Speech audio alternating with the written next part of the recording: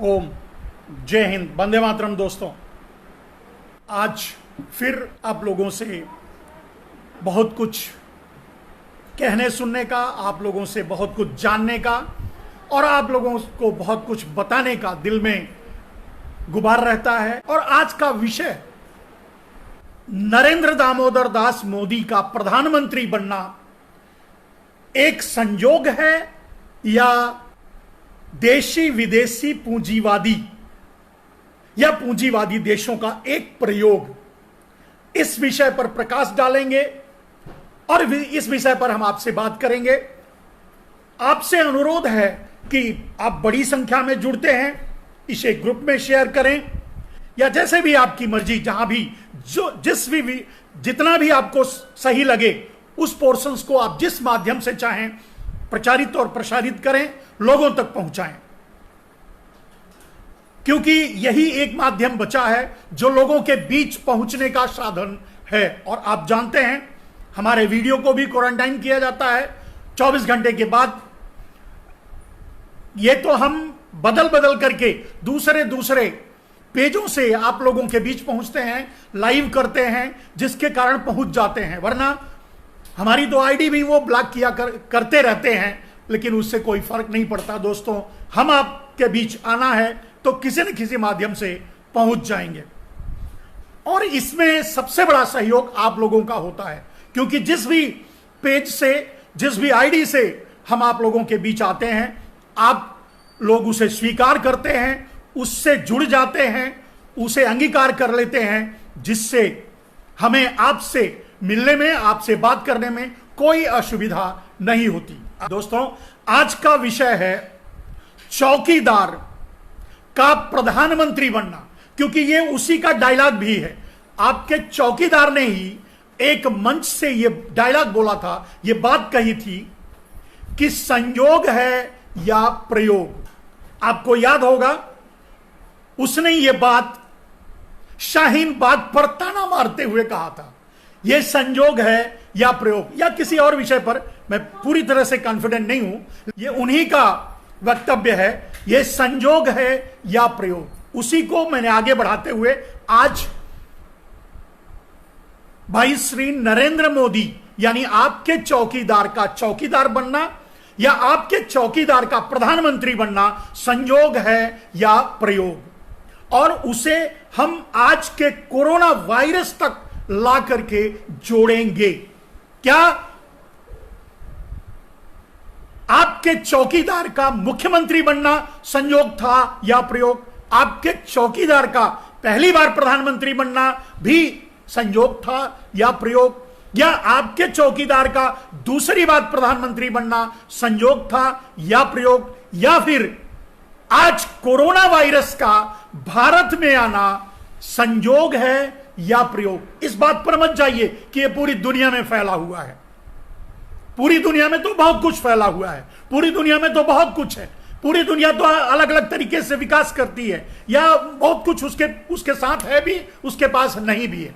लेकिन यह भारत के लिए कोरोना वायरस भारत में आना, उसका इतना फलना फूलना और हजारों लोगों को मार देना या 27 से 28 हजार को संक्रमित कर देना, और यह संख्या बढ़ती ही जा रही है, तो यह भी एक संयोग है या प्रयोग। इस बात को अपने वक्तव्य से मैं साबित करूंगा। इसे मैं आधे घंटे से ज्यादा नहीं चलाऊंगा दोस्तों, इसलिए तेजी से आप लोगों को जोड़ें, ग्रुप में जोड़ें और अधिक से अधिक लोगों तक इस बात को पहुंचाएं। लाइव खत्म होने के बाद भी आपकी कोशिश जारी रहे कि इसे अधिक से अधिक लोगों तक पहुंचाने का कष्ट करें। तो विषय पर आते हैं। भाई श्री नरेंद्र मोदी यानी चौकीदार का चौकीदार बनना, प्रधानमंत्री बनना संयोग है या प्रयोग? और आज कोरोना वायरस का भारत में आना संयोग है या प्रयोग? वहां से लेकर के तो शुरू कहां से होती है ये कहानी, या ये संयोग और प्रयोग का संयम कहां से शुरू होता है? मेरे दोस्तों, यह शुरू होता है 2001 से। नरेंद्र मोदी साधारण से कार्यकर्ता के रूप में भारतीय जनता पार्टी से जुड़े और अपनी वाकपटुता और अपनी साजिशी नेतृत्व के नाते वो धीरे धीरे मैं जहां तक मुझे याद है कि ये मुख्यमंत्री बनने से पहले भारतीय जनता पार्टी के सचिव और प्रेस में बैठने वाले भी थे, प्रवक्ता थे। तो उस वहां से यह कहानी शुरू होती है। 2001 में आपको पता होगा 26 जनवरी 2001 में भूकंप आया गुजरात में। बहुत बड़ा भूकंप आया था, बहुत जान माल की का नुकसान हुआ, बहुत हानि हुई। पूरा गुजरात हिल गया, या यूं कहें कि पूरा देश हिल गया था, स्तब्ध रह गया था उस घटना से। वहां से प्रादुर्भाव होता है, वहां से शुरुआत होती है नरेंद्र मोदी के राजनीतिक कैरियर की, अगर सही में माना जाए तो वहां 2001 में 26 जनवरी 2001 में जब भूकंप आया तो केशुभाई पटेल वहां के मुख्यमंत्री थे। वो पूरी तरह से संभाल नहीं पा रहे थे, अस्वस्थ भी थे और केशुभाई पटेल की छवि भी खराब हो रही थी। और आप समझ सकते हैं कि भूकंप आने के बाद तो किसी की भी छवि खराब होगी ही होगी। तो उसी समय 7 अक्टूबर 2001 को भाई श्री नरेंद्र मोदी को मुख्यमंत्री बनाकर के केंद्र से उन्हें भेजा गया। तब वहां के वो चुने हुए, विधानसभा में चुने हुए नहीं थे। वो मुख्यमंत्री बनकर के विधानसभा वहां गुजरात गए, गुजरात में मुख्यमंत्री बने। अब मैं ये नहीं कहूंगा दोस्तों, क्योंकि बस वही एक संयोग इनके जीवन में मेरे हिसाब से हुआ है और बाकी सब प्रयोग हुआ है। वही एक इनके लिए संयोग, दूसरे के लिए तो वो भी कुयोग ही था, इनके लिए संयोग बना। वो संयोग था, वो कुयोग था वहां का भूकंप आना और केशुभाई पटेल का मुख्यमंत्री होना। और ये मुख्यमंत्री जब बन के गए तो इन्होंने अपने लिए जमीन शुरू कर दी, अपने लिए जमीन तैयार करना शुरू कर दिया। तो 2001 में 7 अक्टूबर को ये गुजरात के मुख्यमंत्री बन के गए। अक्टूबर, ध्यान रखिए, अक्टूबर, नवंबर, दिसंबर, जनवरी और फरवरी, दोस्तों मात्र पांचवें महीने में एक प्रयोग होता है। अब उसे संयोग समझिए या प्रयोग समझिए। एक प्रयोग मात्र 5 महीने मुख्यमंत्री काल में, और वहां की जनता वैसे भी नाराज थी, अविश्वास का वातावरण था। लोग केशुभाई पटेल से खुश नहीं थे तो नरेंद्र मोदी से भी खुश नहीं थे, क्योंकि इतने जल्दी कोई मिरेकल्स कोई कर नहीं सकता, खुश ना होना लाजिमी था। लेकिन मात्र 5वें महीने में एक प्रयोग होता है दोस्तों, और वो प्रयोग है गोधरा कांड। उसे आप संयोग माने, कोई संयोग माने, लेकिन मैं उसे प्रयोग मानता हूं। वो आपके चौकीदार यानी नरेंद्र दामोदर दास मोदी का प्रयोग था, और वो प्रयोग था गोधरा कांड। 59 हिंदू कार सेवक उन्हें कहा गया, लेकिन हिंदू तीर्थयात्री थे जो अयोध्या में आकर के लौट रहे थे। अयोध्या में उस समय कोई ऐसी कार्य सेवा नहीं चल रही थी जिसके लिए वो आए रहे होंगे, तो निश्चय ही वो एक यात्री थे जो लौट रहे थे। उन्हें गोधरा में बोगी में बंद करके जला दिया जाता है। 59 लोग जल करके मर गए। वो एक प्रयोग था, यह मेरा मानना है। वो संयोग भी हो सकता है, आपको तय करना है कि उसे आप संयोग मानते हैं या प्रयोग। मैं प्रयोग मानता हूं। क्यों? क्योंकि उसके कोई लॉजिक्स नहीं है, उसका कोई तर्क नहीं है कि अगर सुपरमैन मुख्यमंत्री है वहां, तो एक बोगी में 59 लोगों को जलाकर मार दिया जाता है और आरोप लगाया जाता है कि उसे मुसलमानों ने जलाकर मार दिया। मैं नहीं मानता। अगर वहां मुसलमान रहे भी होंगे तो वो भी आपके चौकीदार की साजिश का हिस्सा रहा होगा। यह मेरा मानना है।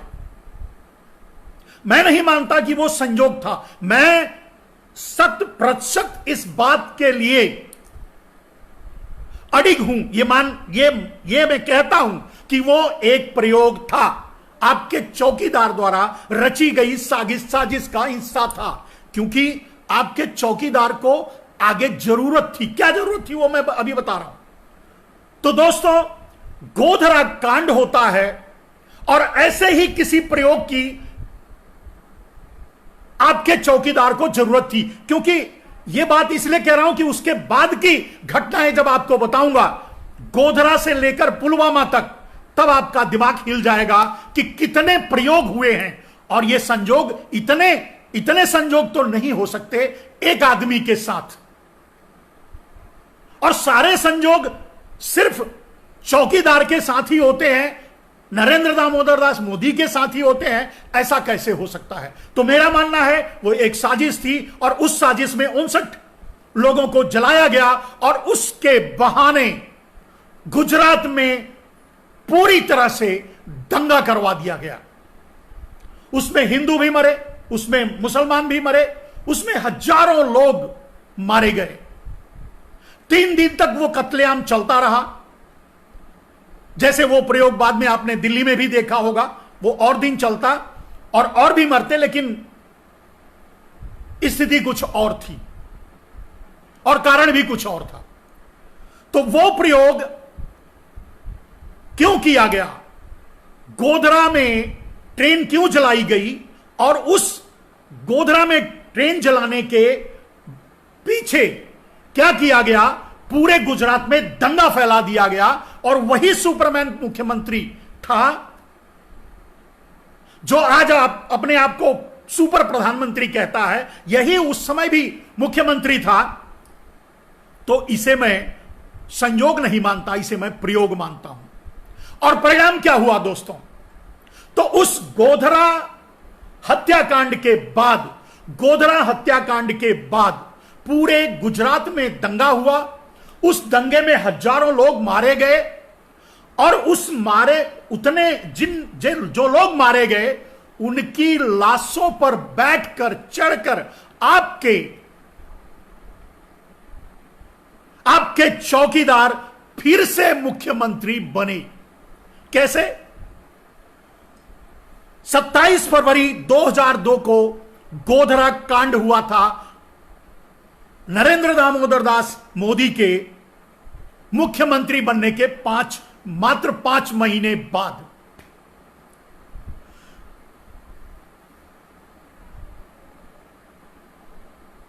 सात अक्टूबर को नरेंद्र दामोदर दास मोदी मुख्यमंत्री अपॉइंट हुए थे, वो भी दुर्घटना से। और 27 फरवरी 2002 को गोधरा कांड हुआ और दंगे हुए। 18 दिसंबर, अब समझ लीजिए कि ठीक 8 महीने बाद 18 दिसंबर महीने में चुनाव होता है, नवंबर दिसंबर में चुनाव होता है और 18 दिसंबर में भारतीय जनता पार्टी फिर से चुनाव जीतती है और सरकार बनाती है। यह संयोग था या प्रयोग? अब आप खुद सोच लीजिए। 5 महीने पहले एक सुपरमैन मुख्यमंत्री बनता है, 5 महीने बाद उसे लगता है कि किसी भी कीमत पे, क्योंकि गोधरा का साइड इफेक्ट जरूर होता, एंटी इनकम्बेंसी जरूर होती, उससे पहले भी उन्हीं की सरकार थी, केशु भाई पटेल कुछ अच्छा नहीं किए थे और यह भी जाकर के बहुत कुछ अच्छा नहीं कर पाए थे। तो उसका साइड इफेक्ट यह होता कि गुजरात में भारतीय जनता पार्टी हार जाती। तो भारतीय जनता पार्टी को जिताने के लिए 8 महीने पहले एक प्रयोग किया गया, गोधरा कांड करवाया गया और उसके बहाने दंगा करवाया गया और हिंदू मुसलमान को मुद्दा बना करके दिसंबर 2002 में फिर से चुनाव जीत लिया गया और मुख्यमंत्री बन गए। अब आप इसे संयोग माने तो मान सकते हैं, लेकिन मैं इसे प्रयोग मानता हूं, क्योंकि मैं ऐसे कई संयोग आपको बताऊंगा जिसको सुन करके भी आप हिल जाएंगे। कई संयोग मैं आपको बताऊंगा, सिर्फ एक संयोग नहीं। दोस्तों, उसके बाद आपने देखा गोधरा कांड से जुड़े हुए जितने भी अधिकारी थे, कहीं उनको तबादला किया गया, मारा गया, जेल भेजा गया, यानी उनकी जबान बंद करने के लिए, यानी ये आपके चौकीदार का प्रयोग था, ये सामने ना आए, इसको बंद करने के लिए, इसको दबाने के लिए, पता नहीं यहां तक कि जज का कत्ल भी करवाया गया। ये सारा कुछ संयोग नहीं था, ये सब कुछ प्रयोग, मैं इसे प्रयोग मानता हूं, क्योंकि बाकी और भी बहुत से प्रयोग, इतने संयोग एक साथ नहीं हो सकते। 5 महीने पहले किसी का मुख्यमंत्री बनना, 5 महीने बाद गोधरा में दंगा करवाना, ट्रेन जलवाना, गोधरा में दंगा करवाना और उसके बाद चुनाव लड़ना, 8 महीने बाद चुनाव जीत जाना लाजमी। जब मुद्दा हिंदू मुसलमान का बन गया था तो जीतना ही था। देश का दुर्भाग्य वहीं से शुरू हो गया और एक साजिशकर्ता का मनोबल बढ़ने लगा और अगेन वो फिर से साजिश करने लगा। दोस्तों, 2002 में जब वो पहली बार चुन करके मुख्यमंत्री बन के आए, तो 2007 तक उन्होंने पूरी ताकत लगा दी हिंदू मुसलमान का मुद्दे को विकसित करने में। वैसे आपको याद होगा कि अटल बिहारी वाजपेयी भी सीधे उन्होंने कहा भी था कि राजधर्म का पालन नरेंद्र मोदी ने नहीं किया, उन्हें हटाया जाए, लेकिन नहीं हटाया जा सका क्योंकि दबाव था पूंजीपतियों का। यही महारानी ईरानी जी नरेंद्र दामोदर दास मोदी के खिलाफ धरना प्रदर्शन भी किया था, बाद में वो भी सेटल हो गया। यह प्रयोग आगे चलता रहा दोस्तों। 5 साल तक सिर्फ इस मुद्दे को शेप दिया गया, इस मुद्दे को पॉलिश किया गया और यह लोगों को समझाने में देश के पूंजीपति, पूंजीवादी लोग और जो नरेंद्र मोदी पर प्रोजेक्ट कर रहे थे, जो नरेंद्र मोदी को एक प्रोजेक्ट की तरह लॉन्च किए थे, उन्होंने देश को बरगलाने में कामयाब हो गए। 2007 का फिर चुनाव आया। 2007 का चुनाव एक मुद्दे पर लड़ा जा रहा था, विकास के मुद्दे पर, क्योंकि उस समय तक नरेंद्र मोदी को भी लगने लगा था कि वो सिर्फ हिंदू मुसलमान के मुद्दे पर चुनाव नहीं जीत सकते। 2007 का चुनाव हुआ। 2007 का चुनाव दोस्तों 11 दिसंबर 2007 का चुनाव हुआ और उसमें फिर से नरेंद्र मोदी चुनकर आ गए। कारण था वहां भी हिंदू मुसलमान को मुद्दा बनाया गया, वहां भी सोनिया गांधी को निशाना बनाया गया, सोनिया गांधी को राष्ट्रीय स्तर पर मुद्दा बनाया गया और उस चुनाव में सोनिया गांधी को मुद्दा बना करके उस चुनाव में मौत का सौदागर किसी ने कह दिया था, उसी को इन्होंने मुद्दा बनाया और हिंदू मुसलमान के मुद्दे को लेकर के आगे बढ़ते हुए 2007 में फिर से ये चुनाव जीते और ये मुख्यमंत्री बने। देश का दुर्भाग्य था, ये फिर से मुख्यमंत्री बन गए और चुनाव जीते। और मुद्दा था वही हिंदू और मुसलमान का। तो इसे संयोग माने या प्रयोग, आप खुद समझ सकते हैं। दोस्तों, अब यहां से 2007 के बाद से ही तुरंत यहां से देश का दुर्भाग्य, तब तक तो दुर्भाग्य सिर्फ गुजरात के लिए था, अब वो दुर्भाग्य पूरे देश के लिए निकल चुका था और छाने लगा था। आपको याद होगा 2007 में मुख्यमंत्री बनने के बाद जब 2004 में अटल बिहारी वाजपेयी हार गए, तो 2007 के बाद 2 साल तक आपने ध्यान, आप लोगों को मीडिया का परसेप्शन, मीडिया का रिपोर्ट्स और अंतरराष्ट्रीय और राष्ट्रीय पूंजीपतियों का खेल आप याद करने की कोशिश कीजिए कि लोगों ने, पूंजीपतियों ने नरेंद्र मोदी को आगे करना शुरू कर दिया था। और एक और प्रयोग हुआ मेरे दोस्तों, 2009 में नरेंद्र मोदी ने प्रधानमंत्री की कुर्सी हथियाने की कोशिश की। उन्होंने पूंजीपतियों से अपने आप को आगे करने के लिए कहा और कहा कि उन्हें प्रधानमंत्री के लिए घोषित किया जाए। लेकिन भारतीय जनता पार्टी में अटल बिहारी वाजपेयी नहीं माने। यहीं से दुश्मनी शुरू हुई अटल बिहारी वाजपेयी और नरेंद्र दामोदर दास मोदी में। ध्यान से सुनिए इस कॉन्स्पिरेसी को और इस षड्यंत्र को। तो 2007 के बाद से 2 सालों तक नरेंद्र मोदी पूरी ताकत, पूरी छवि, पूरा क्रिएशन, एक प्रयोग पर लगा रहे थे कि पूरी दुनिया के पूंजीपति, पूरे गुजरात के पूंजीपति या पूंजीपति जो थे वो नरेंद्र मोदी को प्रोजेक्ट करें प्रधानमंत्री के लिए। लेकिन वो सफल इसलिए नहीं हुआ क्योंकि आडवाणी मैदान में आ गए और आडवाणी से वहीं से दुश्मनी शुरू हुई।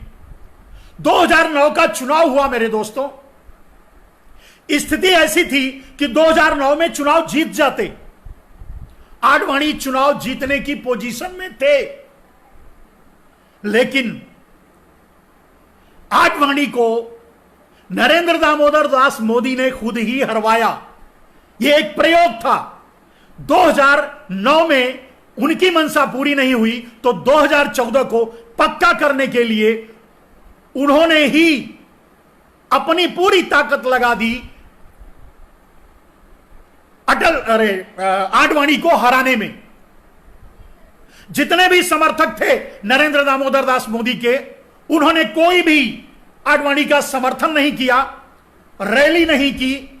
और यहां तक आपको भी याद होगा कि सुपरमैन मुख्यमंत्री नरेंद्र दामोदर दास मोदी ने भी मात्र एक रैली की थी, वो भी हिमाचल प्रदेश में, जहां कोई महत्व नहीं था। उन्हें गुजरात में करना चाहिए था, उन्हें मुंबई में करना चाहिए था, महाराष्ट्र में करना चाहिए था, उन्हें उत्तर प्रदेश में करना चाहिए था, इन क्षेत्रों में। लेकिन उन्होंने कहीं कोई रैली नहीं की, आडवाणी की कोई मदद नहीं की, क्योंकि वो अपने लिए 2009 के लिए जमीन तैयार करना चाहते थे। वो चाहते थे कि आडवाणी हार जाएं, जबकि बहुत अच्छी पोजीशन थी भारतीय जनता पार्टी की जीतने की, क्योंकि बहुत ज्यादा आरोप लग चुके थे कांग्रेस पर। आप ध्यान से सुनिए प्रयोग, मैं सिर्फ कॉन्स्पिरेसी में आपके चौकीदार को रख रहा हूं, इसके लिए दूसरी कोई बात नहीं करूंगा दोस्तों। तो बड़ी साजिश के तहत 2009 में आडवाणी को हरा दिया गया, आडवाणी हार गए, अब मैदान खाली हो गया। अब पूरी तरह से मैदान खाली हो गया। 2009 में जब भारतीय जनता पार्टी हार गई, कांग्रेस की सरकार आ गई। इससे पहले भी 2004 में भारतीय जनता पार्टी हार चुकी थी आडवाणी के नेतृत्व में। तो फिर इन्होंने पूरी ताकत लगा दी। 2009 के बाद इन्होंने पूरी ताकत लगा दी अंतरराष्ट्रीय media, local media, media game करना और इतनी बड़ी टीम खड़ी करना, ये सोशल मीडिया का उपयोग करना, बहुत सी तैयारियां शुरू कर दी और राष्ट्रीय और अंतर्राष्ट्रीय पूंजीपति खुल करके नरेंद्र मोदी के पक्ष में बोलने लगे। और ये सारी तैयारियां पूंजीवादी देश और पूंजीपति कर रहे थे, षड्यंत्र कर रहे थे भारत के साथ नरेंद्र मोदी को प्रधानमंत्री बनाने के लिए। आपने देखा नरेंद्र मोदी ने जितने भी घोटाले किए अपने मुख्यमंत्रित्व काल में, गुजरात में जितने भी घोटाले किए, जितनी वसूलियां की, गुजरात को जितनी बुरी तरह से बेचना था बेचा, दुनिया के पूंजीपतियों को गुजरात में घुसाया और गुजरात को टके के भाव बेचा। और वो बेचने से जो पैसा मिला उन्होंने इन्वेस्ट किया। कहां इन्वेस्ट किया मेरे दोस्तों? अपनी टीम का गठन करने के लिए, सोशल मीडिया का गठन करने के लिए, अंतरराष्ट्रीय मीडिया को मैनेज करने के लिए, राष्ट्रीय मीडिया को मैनेज करने के लिए। उसके बाद कुछ दलाल टाइप के संतों को मैनेज किया, जैसे रामदेव और श्री श्री रविशंकर जैसे दलालों को मैनेज किया और 2002 से ही तैयार करना शुरू कर दिए थे। आपको एक कॉन्स्पिरेसी की बात बताता हूं, इसको आप कहीं भी कैसे भी इस पर जांच कर लें, सर्च कर लें, आपको यही मिलेगा। 2002 के बाद ही रामदेव साइकिल से जेट प्लेन तक पहुंचे थे, प्राइवेट जेट तक पहुंचे थे। और 2002 के बाद ही श्री श्री रविशंकर भी कहां से कहां पहुंचे थे, आपको याद होगा। और ऐसे बहुत से ठग संत मिलेंगे, कुछ तो अब जेल में हैं, ऐसे बहुत से ठग संत मिलेंगे जिनको अपने प्रचार प्रसार के लिए तैयार किया जा रहा था, क्योंकि नरेंद्र मोदी का 2014 में प्रधानमंत्री बनने की कुर्सी के लिए यह सारे काम आते। तो बहुत से संतों को तैयार किया जा रहा था, पूंजी दी जा रही थी। और आप पूरी तरह से इसको, सरकार चाहे तो इस पर जांच उठा करके अलग से जांच कर सकती है कि इन संतों के पास 2002 के बाद से लेकर के 2014 तक जो धन आया है वो कहां से और किसके माध्यम से आया है। अगर जांच हो जाए तो दूध का दूध और पानी का पानी हो जाएगा। आपको प्रयोग समझ में आ जाएगा कि एक पूंजीवादी देश और पूंजीपतियों का एक प्रयोग था नरेंद्र मोदी को प्रधानमंत्री बनाने का। तो इन जिन दलालों को उन्होंने तैयार किया, उन्हीं दलालों ने आगे बढ़ करके 2009 के बाद से लेकर 2014 के बीच धुआंधार प्रचार किया। नरेंद्र मोदी का धुआंधार प्रचार किया, मसीहा साबित करने में लग गए। 400 लाख करोड़ विदेशों से आएगा, हर गांव को 200 करोड़ मिलेगा,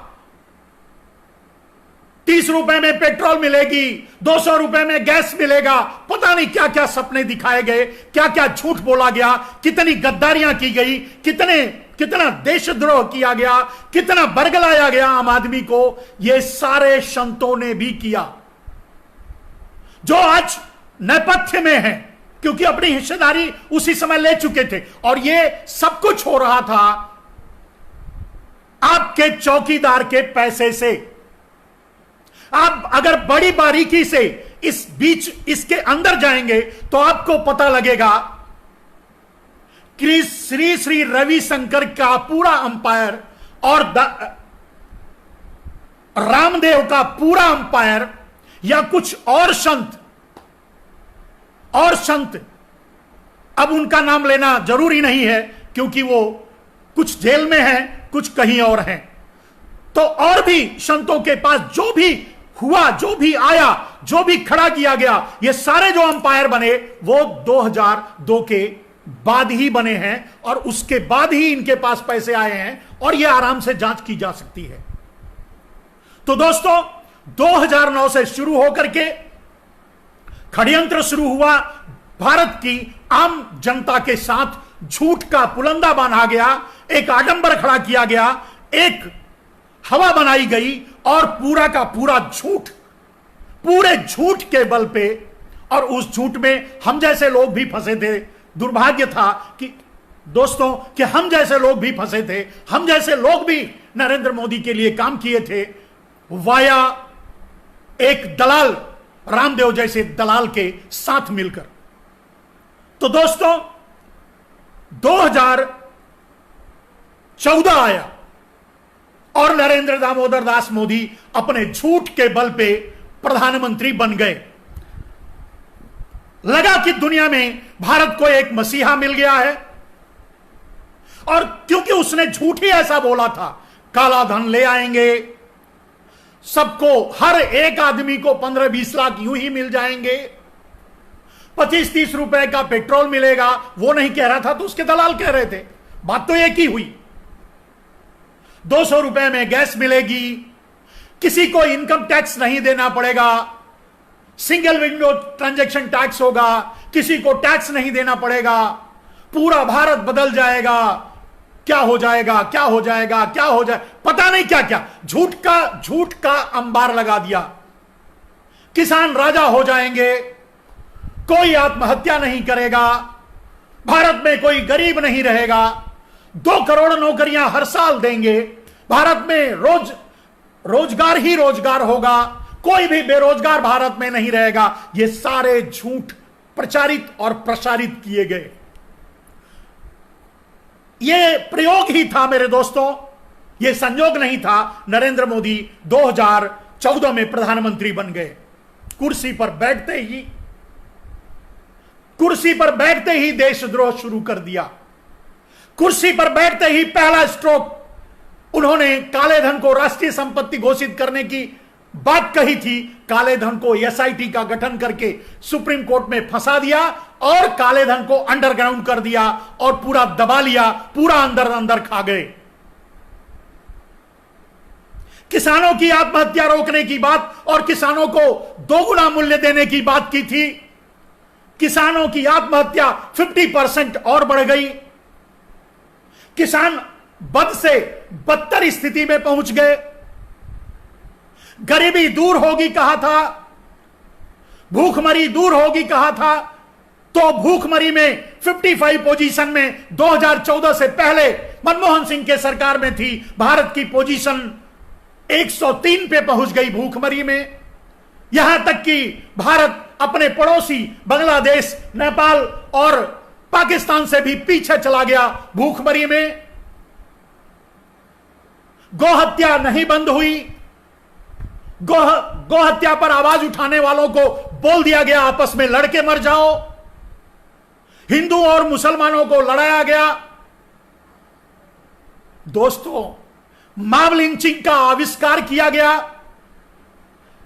छोटी सी बीच में एक कमेंट, आज मॉब लिंचिंग पर 2 संत मारे गए पालघर में, तो इतनी तड़प हो रही थी, हो रही है इन्हें, लेकिन एक संत गंगा उद्धार के लिए अनशन पर बैठता है और वो अंत तक मर जाता है, उसको पूछने भी नहीं गए, उसका हाल भी नहीं पूछने गए आपके इसी चौकीदार ने, आपके प्रधानमंत्री ने।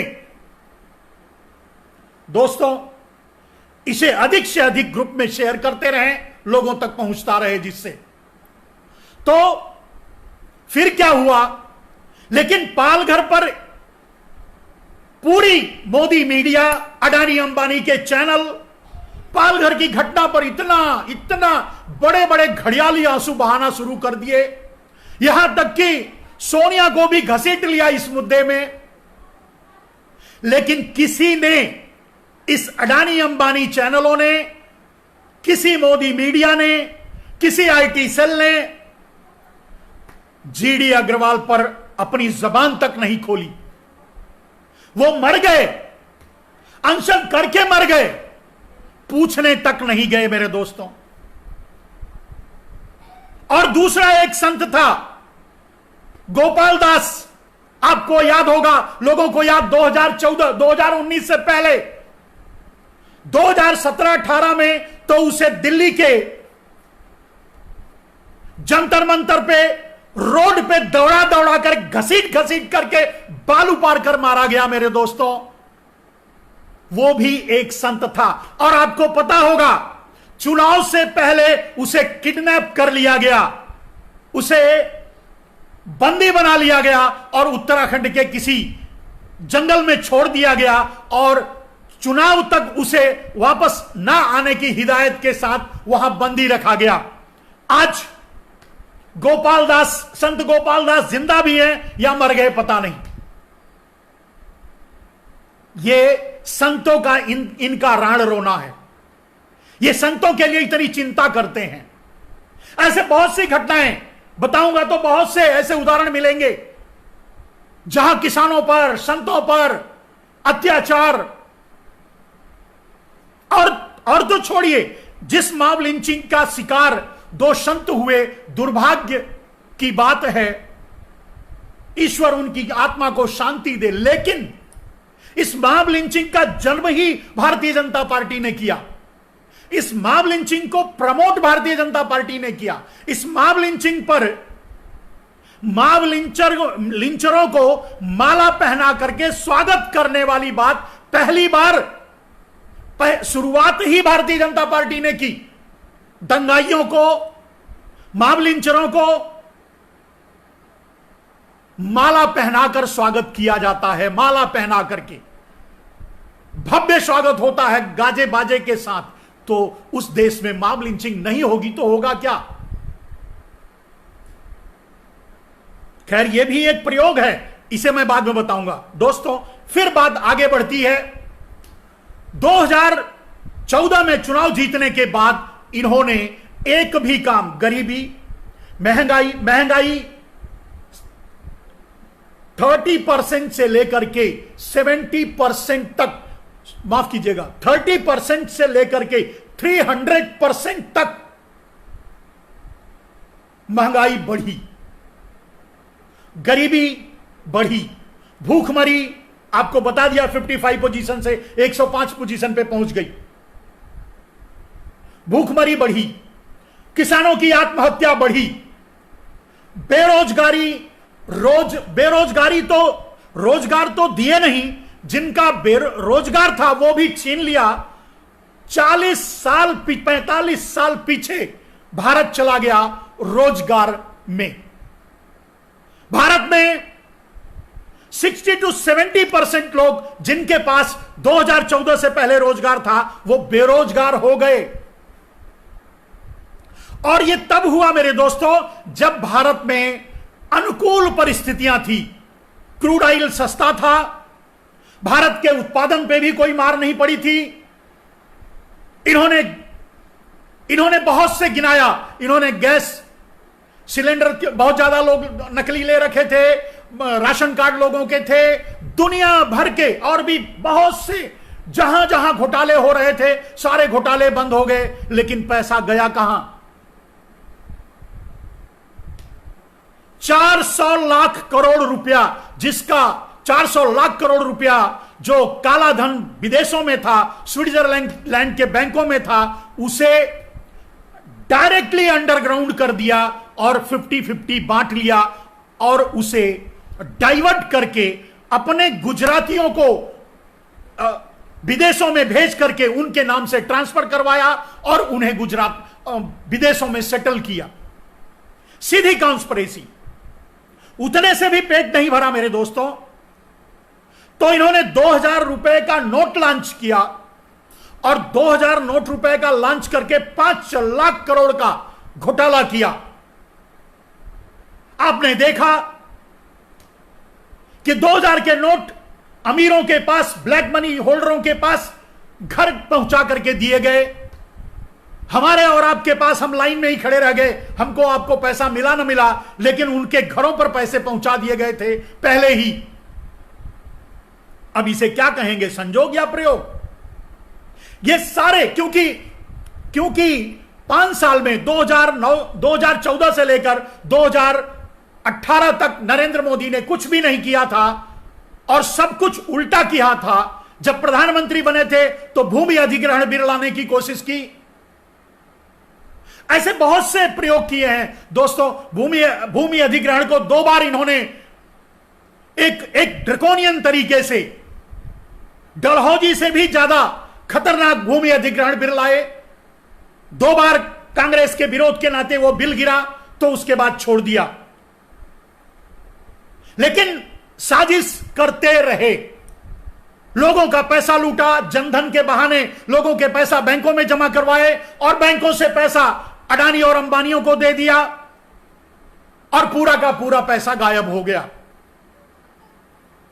पूरा काला धन 400 लाख करोड़ वहां का वहां गायब हो गया। आप या आम आदमी के हाथ में एक नया पैसा नहीं आया। गरीब से गरीब हुआ, बेरोजगार से बेरोजगार हुआ। आप किसानों की आत्महत्या बढ़ गई, बैंक खाली हो गए, भारत पे कर्जा ज्यादा हो गया। कितने गिनाऊं मैं। लेकिन फिर दोस्तों, मास्टरमाइंड आपका चौकीदार मास्टरमाइंड है, उसे फिर से जीतना था 2019 का चुनाव। तो 2019 का जब चुनाव जीतना था, बीच बीच में छोटे छोटे चुनाव पे प्रयोग होते रहे। आपने देखा पंजाब में हमला हुआ तो आईएसआई को ही बुला लिया गया यहां इंक्वायरी करने के लिए, वगैरह वगैरह। बहुत सी घटनाएं हुई जिनका सारा जिक्र करूंगा तो मैं 3 घंटे भी नहीं कम पड़ जाएंगे। इसे आधे घंटे में खत्म करना है मेरे दोस्तों। तो फिर इन्होंने क्या किया, इनको 2014 जीतना था, 2019 माफ कीजिएगा 2019 जीतना था। फिर इन्होंने एक बार फिर संयोग इनके लिए बनता है, यानी फिर ये एक बार प्रयोग करते हैं, फिर ये एक बार षड्यंत्र रचते हैं। इन्हें पता चल चुका था कि किसी भी कीमत पे इस बार चुनाव नहीं जीतेंगे। तब एक रची गई बड़ी साजिश, और वो साजिश थी पुलवामा हत्याकांड। फिर एक बार मैंने जैसे कहा कि जितने संयोग हुए, गोधरा कांड हुआ तो ये जीते, उसके बाद हिंदू मुसलमान के नाम से जीतते रहे। पहली बार लोगों को झूठ बोल करके धोखा देकर प्रधानमंत्री बने। दोबारा फिर एक संयोग और प्रयोग होता है, और वो होता है पुलवामा हत्याकांड।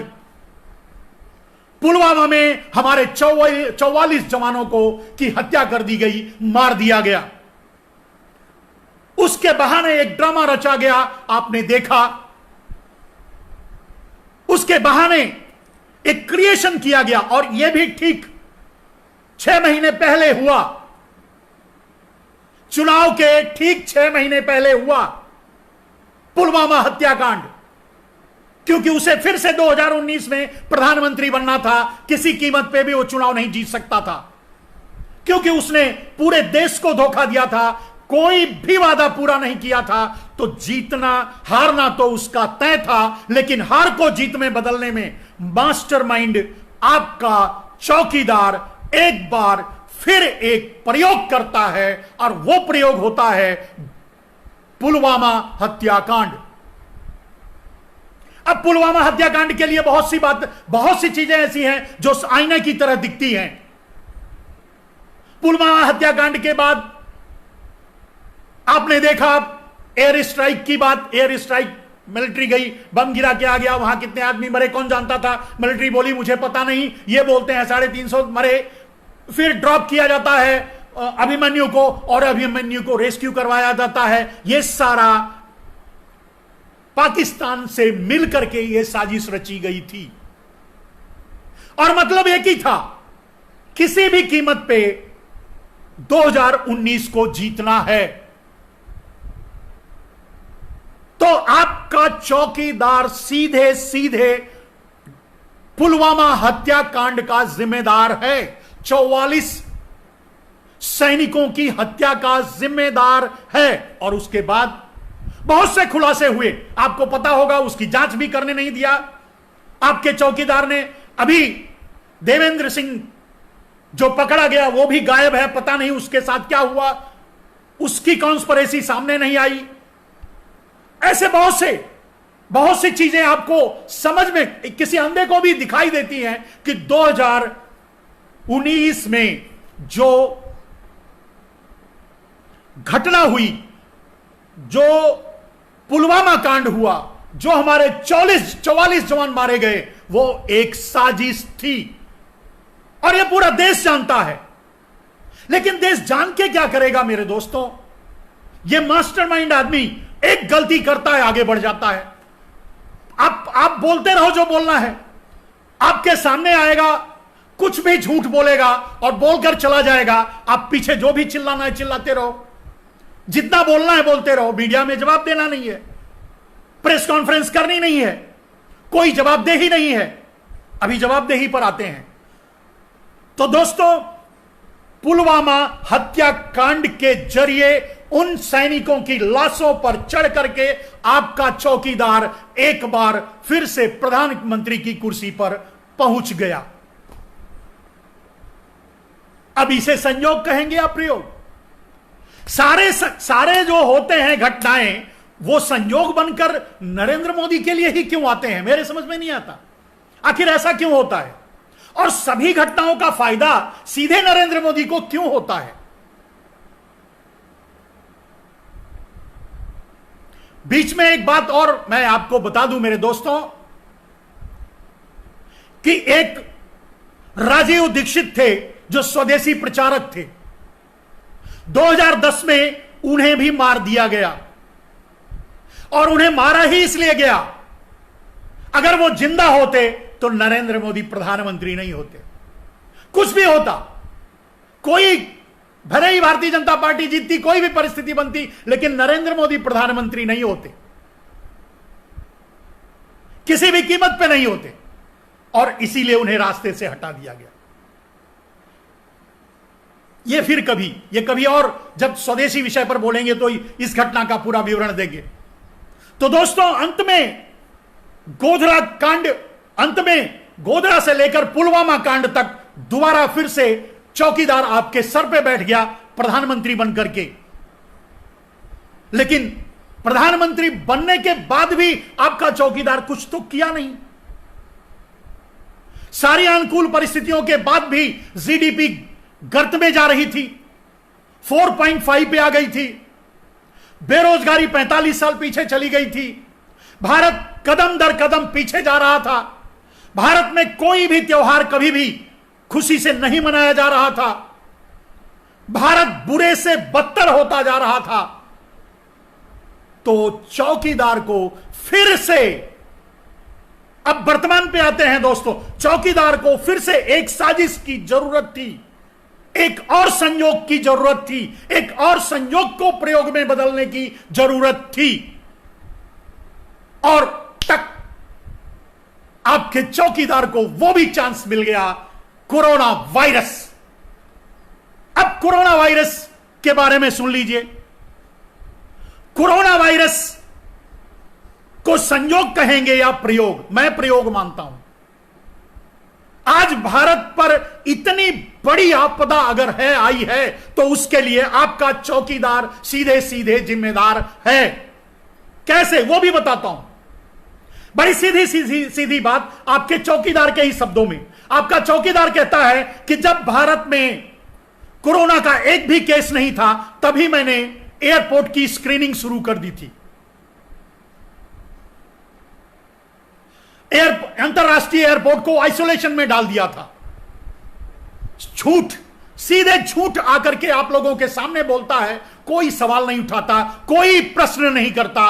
और कोई प्रश्न नहीं करता, जब सोशल मीडिया इस बात को उठाती है तो कुछ और दलाल पत्रकारों को सामने कर दिया जाता है कि ऐसे किसी मुद्दे को घसीट कर लाओ जिससे इसे डाइवर्ट किया जा सके। तो सोनिया का मुद्दा घसीट के पालघर से जोड़ा जाता है, जिससे उसे यह जवाब ना देना पड़े। दोस्तों, 30 जनवरी को पता चल चुका था, पहला केस केरला आ चुका था। आपका चौकीदार झूठ बोलता है कि कोई केस नहीं था, तब से हमने क्वारंटाइन कर दिया था। यह झूठ बोलता है। झूठ तो मेरे दोस्तों, अब झूठ की बात अगर कहें तो मैं नहीं समझता। मैंने कहा, पहले भी मैं कह चुका हूं मेरे दोस्तों कि मैं रिसर्च करता हूं, मैं थोड़ा पढ़ा लिखा हूं, मैं रिसर्च करता हूं। और मैं इन 7 सालों में नरेंद्र मोदी के प्रधानमंत्री बनने के बाद से लेकर के आज तक मैं नरेंद्र मोदी पर ही रिसर्च कर रहा हूं। और यह रिसर्च मेरा 2001 से लेकर के आज तक है। और इस 2001 से लेकर आज तक में मुझे एक भी बार, एक भी जगह, एक भी शब्द नरेंद्र मोदी द्वारा बोला गया सत्य नहीं मिला है। यह मेरे रिसर्च का विषय है मेरे दोस्तों, और इस पर मैं किसी को भी चैलेंज कर सकता हूं कि किसी के भी सामने मैं यह प्रूव कर सकता हूं कि 2001 से लेकर के 2020 तक आपका चौकीदार, आपका प्रधानमंत्री कभी भी किसी भी मंच से एक भी शब्द सत्य नहीं बोला है। इट्स फैक्ट, इट्स ट्रू, यह सत्य है, यह मेरा रिसर्च है। और इस पर मैं किसी से भी डिबेट कर सकता हूं और किसी को भी चैलेंज कर सकता हूं। कोई भी बताए कि नरेंद्र दामोदर दास मोदी ने कब, कहां, क्या सच बोला था, नहीं मिलेगा आपको चैलेंज। तो 2001 में ही जब 30 जनवरी को ही कोरोना वायरस भारत में आ गया था, और वैज्ञानिक भी कह दिए, WHO भी कह दिया, वैज्ञानिक भी कहने लगे, लोगों को भी समझ में आ रहा था कि अगर कोरोना वायरस भारत में आएगा तो फ्लाइट में बैठ के आएगा, तो अंतरराष्ट्रीय लॉकडाउन क्यों नहीं किया गया? तो नमस्ते ट्रंप कैंसिल क्यों नहीं किया गया? नमस्ते ट्रंप आराम से कैंसिल हो सकता था, क्योंकि वो व्यक्तिगत प्रोग्राम था नरेंद्र दामोदर दास मोदी और ट्रंप का, तो कैंसिल हो सकता था, वो ऑफिशियल प्रोग्राम नहीं था। क्यों नहीं किया गया? क्योंकि साजिश रचनी थी मेरे दोस्तों, अगेन एक प्रयोग करना था भारत पे। क्योंकि आपका चौकीदार 7 सालों से पूरी तरह से भारत में एक भी कदम भारत को आगे बढ़ाने में फेल हो गया था, उस पर पर्दा डालने के लिए उसने जानबूझकर नमस्ते ट्रंप कैंसिल नहीं किया, उसने जानबूझकर नजरअंदाज किया, उसने जानबूझकर। अगर आपका चौकीदार सामने झूठ बोलता है कि उसने क्वारंटाइन किया अंतरराष्ट्रीय एयरपोर्ट को, मेरे दोस्तों 18 मार्च तक मेरे पास प्रमाण है कि अंतरराष्ट्रीय फ्लाइट आई, उसमें लोग उतरे और अपने घर गए, किसी से कोई पूछताछ नहीं हुई, कोई स्क्रीनिंग नहीं हुई, कोई चेकअप नहीं हुआ। बड़ी साजिश के तहत और बड़ी सफाई से कोरोना वायरस को भारत में फैलने दिया गया, पूरी तरह से भारत में उसे फैलाया गया। और इसीलिए नमस्ते ट्रंप इसीलिए कैंसिल नहीं किया गया कि अगर कैंसिल कर देंगे तो तुरंत उन्हें एक्शन लेना पड़ेगा। कैंसिल करने का कारण उनको यही देना पड़ेगा क्योंकि उसके पहले वुहान तबाह हो चुका था, उसके पहले अमेरिका में तबाही शुरू हो चुकी थी, स्पेन, इटली जैसे देश घुटनों के बल गिर चुके थे। ऐसी स्थिति में भारत ने कोई कदम नहीं उठाया।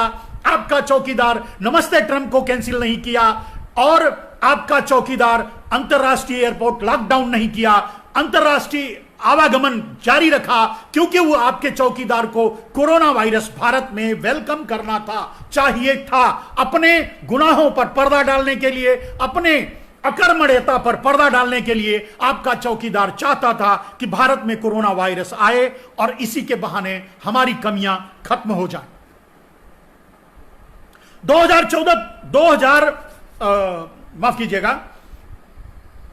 24 फरवरी को नमस्ते ट्रंप किया जाता है, नमस्ते ट्रंप कैंसिल नहीं किया जाता, अंतरराष्ट्रीय एयरपोर्ट खुले रहते हैं, कोरोना वायरस को पूरी छूट दी जाती है। कोरोना वायरस दुनिया से बैठ के आता रहता है, भारत में घुसता रहता है और फैलता रहता है। नमस्ते ट्रंप के साथ ही कई हजार लोग आए होंगे विदेशों से, उनके प्रोग्राम्स के लिए, उनकी टीम के रूप में, वो भी। और जबकि अमेरिका खुद इतना बड़ा पीड़ित था और आगे आप देख रहे हो अमेरिका का क्या हाल है। और उसका उसका दुष्परिणाम भी सामने आ रहा है मेरे दोस्तों। कहने की जरूरत नहीं है कि आज आगरा, दिल्ली और अहमदाबाद सबसे ज्यादा कोरोना वायरस से पीड़ित है। कोई भी मीडिया जो अनाप शनाप बक रही है, जो अनाप शनाप मुद्दे उठा रही है, कोई भी मीडिया एक सवाल अपने प्रधानमंत्री से नहीं कर सकती, एक सवाल अपने चौकीदार से नहीं कर सकती कि आखिर ऐसा क्यों हुआ। नमस्ते ट्रंप क्यों होने दिया गया? नमस्ते ट्रंप के बहाने भारत में कोरोना वायरस को क्यों घुसाया गया? दोस्तों, साजिश खत्म यही नहीं हुई। नमस्ते ट्रंप से जितने भी कोरोना वायरस के रोगी भारत में आए रहे होंगे, विदेशों से आए, उनको वो पूरी तरह से फैला नहीं था। आपको पता होगा नमस्ते ट्रंप के बाद भी सैकड़ों में ही कुछ सौ ही कोरोना वायरस के मरीज सामने आए थे। तो इसके लिए उसे चालू रखा गया, उसे जारी रखा गया। अंतरराष्ट्रीय एयरपोर्ट चालू रखा गया, उसे जारी रखा गया। कोई क्वारंटाइन नहीं हुआ, कोई चेकअप नहीं हुआ, कोई स्क्रीनिंग नहीं हुई, कहीं लॉकडाउन नहीं हुआ अंतरराष्ट्रीय। और आपका चौकीदार फिर एक साजिश रचता है कि इसे और भी प्रोलॉन्ग किया जाए, कोरोना वायरस को थोड़ा और बढ़ने दिया जाए, इतने से काम नहीं चलेगा। तो वो क्या करता है आपका चौकीदार इंतजार करता है 23 मार्च तक। 22 मार्च को आपका जनता लॉकडाउन करवाता है, आपसे तालियां बजवाता है, ड्रामे करवाता है, लेकिन 23 मार्च तक रुका रहता है। 23 मार्च को जब मध्य प्रदेश की सरकार बना लेता है, उसके बाद 24 तारीख को रात को आकर के अचानक आपका चौकीदार लॉकडाउन करता है, क्योंकि तब उसे समझ में आ चुका होता है कि अब इसके अलावा कोई रास्ता नहीं है। दोस्तों, इसके बाद भी साजिश जारी है, पूरी तैयारी कर चुका है, पूरी इजाजत देकर के तबलीगी जमात वालों को दिल्ली में इकट्ठा होने दिया। यह प्रोग्राम महाराष्ट्र में था, महाराष्ट्र कैंसिल कर दिया था। यह पूरी साजिश के तहत, उस साजिश में आपकी सरकार शामिल थी, क्योंकि तबलीगी जमात में इतने लोग अगर थे तो वो सभी एयरपोर्ट से ही, ज्यादातर जो बाहर से आए थे, जो रोग लेकर के आए थे, जो फ्लाइट में बैठकर कोरोना लेकर आए थे, वो तो वीजा, पासपोर्ट और एयरपोर्ट से ही आए थे। और अगर आपका चौकीदार यह कहता है कि पहला केस यानी 30 जनवरी से पहले ही पूरा एयरपोर्ट लॉकडाउन कर दिया था, एयरपोर्ट स्क्रीनिंग पे डाल दिया था, तो वो जमाती पहुंचे कैसे? आपका चौकीदार साजिश करता है, आपका चौकीदार पूरी साजिश करके जमातियों को वहां इकट्ठा होने देता है। अब यह घटना होती है, लॉकडाउन करता है।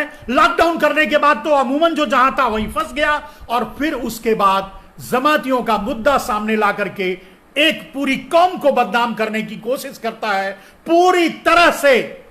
पूरे अपने Adani Ambani media, social media, IT cell, अभी अडानी अंबानी की जो मीडिया है, जो आज की मीडिया है, गोदी मीडिया, वो भी आईटी सेल है भारतीय जनता पार्टी का। जो भारतीय जनता पार्टी का आईटी सेल बोलता है वही मीडिया में दिखाया जाता है, उसके अलावा कुछ नहीं दिखाया जाता मेरे दोस्तों। तो पूरी ताकत लगा दी जाती है एक विलन की तलाश में, और वो विलन मिलता है उसे जमातियों के रूप में। एक बार भी ये दोगली मीडिया पलट करके आपके प्रधानमंत्री से एक सवाल भी नहीं पूछती। मुझे आश्चर्य है मेरे दोस्तों, मैं खुल करके ये बात बोल रहा हूं, लेकिन मुझे आश्चर्य है कि एक डीएम, अगर आप समझ लो डीएम से लेकर के चपरासी तक, एक डीएम से लेकर के चपरासी तक, एक डॉक्टर से लेकर के वार्ड बॉय तक,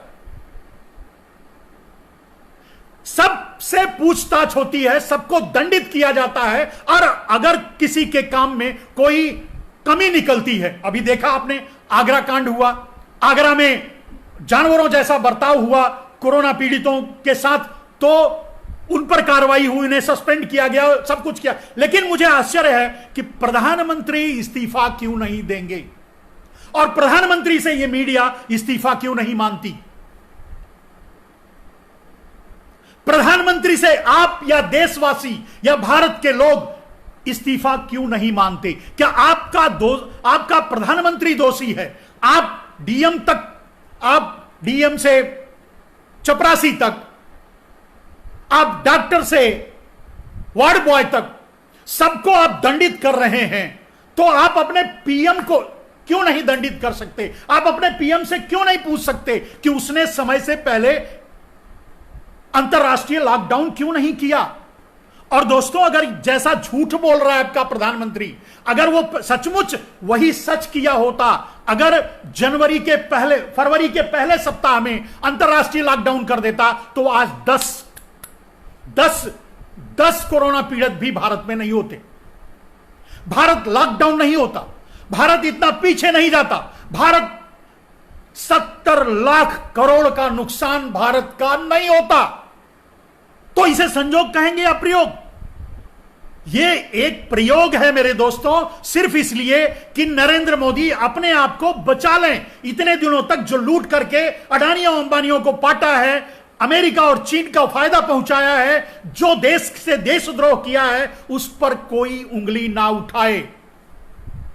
और है कोई, मैं चैलेंज करता हूं, है कोई मर्द जो इन चीजों पर मुझसे बहस करे, डिबेट करे, सवाल उठाए, मैं उसे साबित करके दूंगा। तो दोस्तों, इतनी बड़ी कॉन्स्पिरेसी, आपका चौकीदार पूरे भारत को अपनी छवि बरकरार रखने के लिए उसके ऊपर कोई अंगुली ना उठाए, उससे भारत की विपदा, भारत की आपदा, भारत की गरीबी, भारत की बेरोजगारी, महंगाई पर कोई सवाल न करे, इसके लिए कोरोना वायरस को इंपोर्ट कर लेता है भारत में। नरेंद्र मोदी जो झूठ बोल रहे हैं, अगर उतना ही सच होता, नरेंद्र मोदी ने कहा मैंने जब कोई केस नहीं था भारत में तभी कदम उठा लिया था, तो नरेंद्र मोदी को सामने आकर के, मैं कहता हूं ना कि नरेंद्र मोदी झूठ बोलकर चले जाते हैं और पीछे आप चिल्लाते रहो, कोई बोलने वाला है नहीं। भारतीय जनता पार्टी के पूरे नेता ये ताली बजाने वाले हो गए हैं हिजड़े, वो तो पूछेंगे नहीं, विपक्ष में उतना दम नहीं है। हम और आप अगर सोशल मीडिया से बोलते हैं तो वो भी आवाज कहीं तक पहुंचती, कहीं तक नहीं पहुंचती है। कौन पूछेगा? कोई पूछने वाला है? आप छोटे से छोटे कार्यकारी, एक अगर चपरासी, अगर एक झाड़ू वाला, एक सफाई कर्मचारी अगर अपनी जिम्मेदारी नहीं निभाता, उसे सस्पेंड कर दिया जाता है। एक डीएम अगर नहीं निभाता, उसे सस्पेंड कर दिया। फिर प्रधानमंत्री को सस्पेंड क्यों नहीं किया जाता? और नमस्ते ट्रंप करने के लिए, और नमस्ते ट्रंप के कारण भारत को कोरोना की आग में झोंकने के लिए, मैं समझता हूं प्रधानमंत्री पर एफआईआर होनी चाहिए। एक कोरोना पीड़ित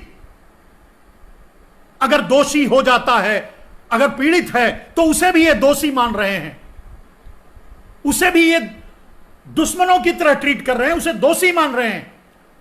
और जो कोरोना लेके आता है भारत में, फैलाता है, डिस्ट्रीब्यूट करता है, इंपोर्ट करता है, सब कुछ करता है, उसे कुछ नहीं कहते। कितना बड़ा अन्याय है, कितना बड़ा अन्याय है मेरे दोस्तों। और इसे आप कैसे सह रहे हैं? यह देश कैसे सह रहा है? इतने बड़े प्रयोग को, यहां मैंने कहा कि गोधरा से पुलवामा तक इनका पूरा इतिहास संयोग और प्रयोग से भरा पड़ा है। लेकिन अगर वो सब छोड़ करके आज हम कोरोना पर बात करें, तो कोरोना भी एक साजिश का प्रयोग है। कोई क्यों नहीं बोलता? कोई पूछता क्यों नहीं? एक बार या आपका चौकीदार आता है, कुछ भी बोल के चला जाता है, जो मन में आए बोल के चला जाता है, झूठ सच कुछ भी बोलेगा, कोई पूछेगा भी नहीं। अब आपका चौकीदार सोशल मीडिया में भी चल रहा है, मीडिया में भी इनडायरेक्टली सवाल उठाए जा रहे हैं कि भाई जब कोरोना का एक भी केस नहीं था, आपने कर दिया, तो कोरोना वायरस आया कैसे भारत में? लेकिन कोई जवाब देने के लिए, सरकार जवाब देने के लिए तैयार नहीं है। कर्मचारी जवाब देंगे क्या? भारतीय जनता पार्टी के मंत्री मंत्री जो भी हैं सब हिजड़े हो चुके हैं, तो जवाब देगा कौन? आपका प्रधानमंत्री बोलने के लिए तैयार नहीं है, मीडिया में बोलता नहीं, किसी का जवाब देने के लिए तैयार नहीं है। तो कहने का अर्थ यह है कि आपका प्रधानमंत्री दबा के झूठ बोलता है, डंके की चोट पे।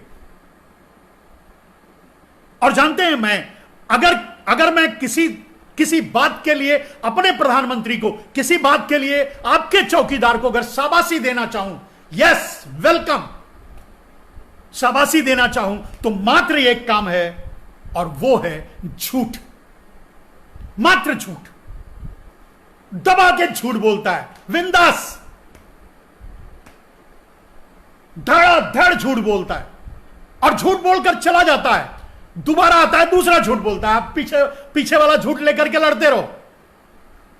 अभी हम पीछे वाला झूठ लेकर के बैठे हैं कि भाई आपने कहां अंतरराष्ट्रीय एयरपोर्ट कहां लॉकडाउन किया था, कहां क्वारंटाइन किया था, अगर किया था तो कैसे आ गया कोरोना। हम तो उसी पर लेकर बैठे, आएगा, अभी फिर आएगा, अभी आया, झूठ बोल के चला गया, फिर आएगा, फिर झूठ बोल के चला जाएगा। कहने का मतलब दबा के झूठ बोलता है, सब बिंदास।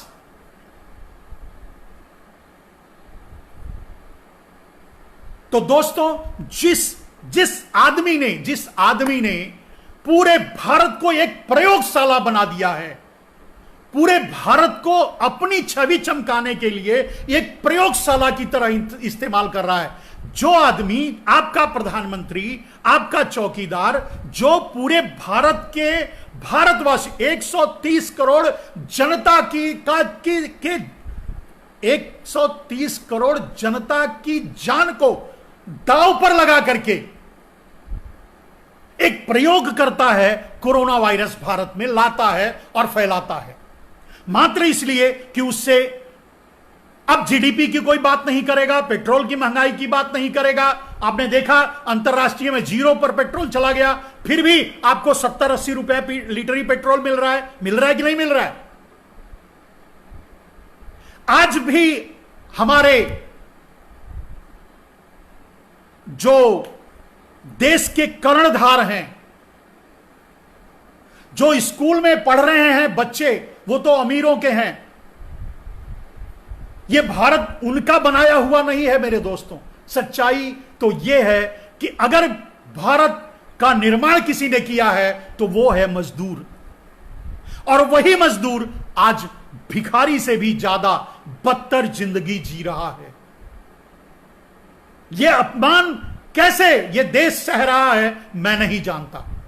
इस अपमान पर कैसे आपका प्रधानमंत्री चुप है मैं ये नहीं जानता।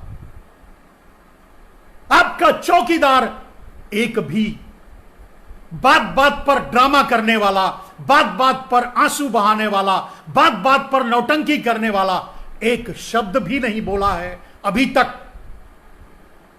जितने मजदूर भूख से मर गए हैं उन पर एक शब्द भी नहीं बोला है। ये वही चौकीदार है मेरे दोस्तों, जहां 200 से ज्यादा लोग लाइन में खड़े होकर के नोट बदली, नोट लॉन्चिंग, 2000 नोट लॉन्चिंग की लाइन में खड़े होकर मर गए, और आपका चौकीदार एक ट्वीट भी नहीं किया था। यह वही चौकीदार है मेरे दोस्तों कि आज भारत में लोग भूख से ज्यादा मर रहे हैं, कोरोना से भी ज्यादा भूख से मर रहे हैं। कोरोना से कम भूख से ज्यादा मर रहे हैं। एक जगह से दूसरे जगह आने जाने में मर रहे हैं। यह कैसी व्यवस्था है? यह कैसा लोकतंत्र है? यह कैसा देश है? यह कैसा चौकीदार है? यह कैसा प्रधानमंत्री है? आईने में वो अपनी शक्ल देखता है या नहीं देखता? अगर वो अपनी शक्ल वो आईने में नहीं देख सकता, तो अपने आसपास खड़े जो उसके पार्टी के मंत्री हैं हिचड़े, उनकी आंखों में अपनी शक्ल देख लेता तो उसे पता चलता कि वो कितना बड़ा अपराध कर रहा है। जिनके बल पे पूरा भारत है मजदूर, उनकी व्यवस्था किए बगैर लॉकडाउन कर दिया जाता है, और वो लोग आज अनाथों की तरह मौत मर रहे हैं। क्या गुजरात के लोग आज ये आवाज नहीं उठा सकते? अपने चौकीदार से ये सवाल नहीं पूछ सकते कि नमस्ते ट्रंप के नाते आपने अहमदाबाद को में आग लगा दी? क्यों नहीं पूछ सकते? वैसे भी जाते जाते एक बात बता दूं मेरे दोस्तों, ये सिर्फ साजिश कर सकते हैं, ये सवाल नहीं कर सकते। ये घपला कर सकते हैं, घोटाला कर सकते हैं, ये मुकाबला नहीं कर सकते, क्योंकि इनका डीएनए ही ऐसा है। दोस्तों, फिर कभी मैं डीएनए पर फिर कभी बोलूंगा। मैं समझता हूं, मुझे जो कहना था आज के लिए, जो मैंने चुना था सब्जेक्ट, कि आपका प्रधानमंत्री यानी आपका चौकीदार संयोग या प्रयोग, और इसे गोधरा से लेकर के पुलवामा होते हुए हमने आज कोरोना वायरस तक इस विषय को लेकर आया। अगर आपको लगता है कि मैं सही बोला हूं, अगर आपको लगता है कि मैं सही कह रहा हूं, तो जो भी ठीक लगे इसे अधिक से अधिक लोगों तक पहुंचाने की कोशिश कीजिएगा। मेरा अगला सब्जेक्ट होगा, मैं अगले सब्जेक्ट जब आपके साथ लेके आऊंगा, तब मैं चौकीदार के डीएनए पर भी बात करूंगा। वैसे मेरे बहुत से वीडियो इस सब्जेक्ट पर हैं, लेकिन इसके लिए मैं स्पेशली कभी आप लोगों के बीच जरूर इसको लेकर आऊंगा। दोस्तों, मेरे इसी पेज पर मेरा फोन नंबर है। आप मुझसे संपर्क करना चाहें तो जो ऊपर वाला फोन नंबर है 8838725643, उस फोन के जरिए आप व्हाट्सएप मैसेज मुझे भेजिए, मैं खुद आपसे कांटेक्ट करूंगा।